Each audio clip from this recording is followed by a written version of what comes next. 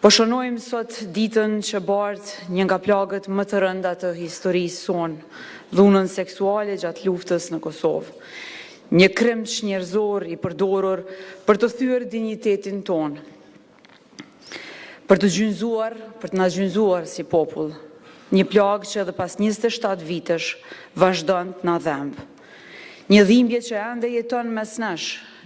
Një histori që nuk janë mbyllur, për gra e burra që për shumë kohë janë detyruar të heshtin. Edhe sot, shumë prej tyre vazhdojnë të jetojnë në heshtje. Ato përballen jo vetëm me kujtime të dhimbshme, por edhe me stigmatizimin, paragjykimin dhe shpesh edhe me mungesën e mbështetjes shoqërore e institucionale.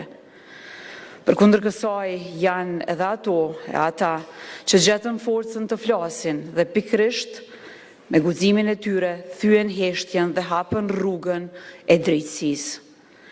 Sot dua të ju drejtohem juve, të mbijetuarave të kësaj dhune.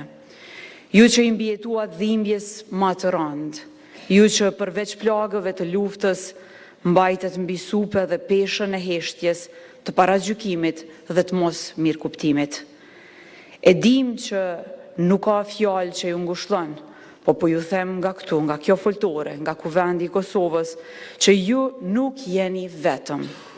Nuk jeni vetëm me dhimbjen tuaj, nuk jeni vetëm në kërkimin tuaj për drejtësi, dhe nuk do t'jeni më kur të vetme në përballjen tuaj me të kaluarën.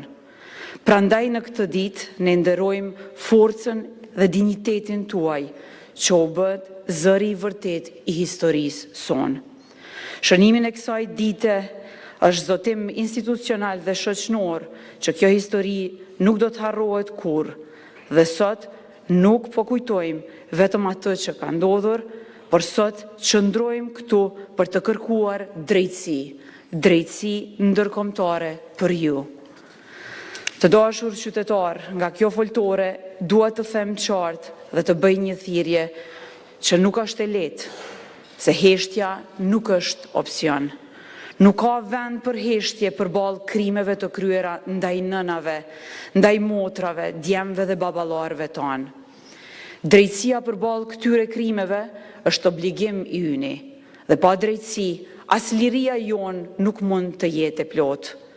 E në lirinë e sotme dua të përsëris një zotim, se ne duhet të jemi zëri i atyre që për shumë kohë janë detyruar të heshtin. Zëri i tyre duhet jetë gjithmonë zëri ynë.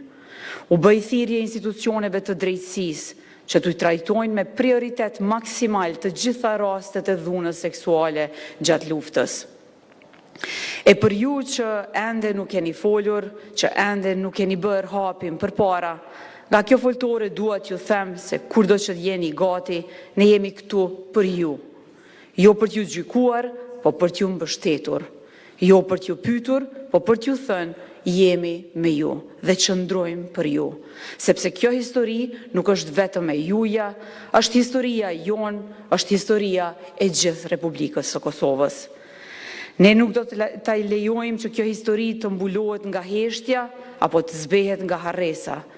Si shoqëri, secili në pozicionin e vet, duhet të qëndrojmë dhe të jemi për t'ju mbështetur ju, jo vetëm për njohje të statusit tuaj, po për përkujdesje dhe për integrim të plot në jetën tonë shoqërore.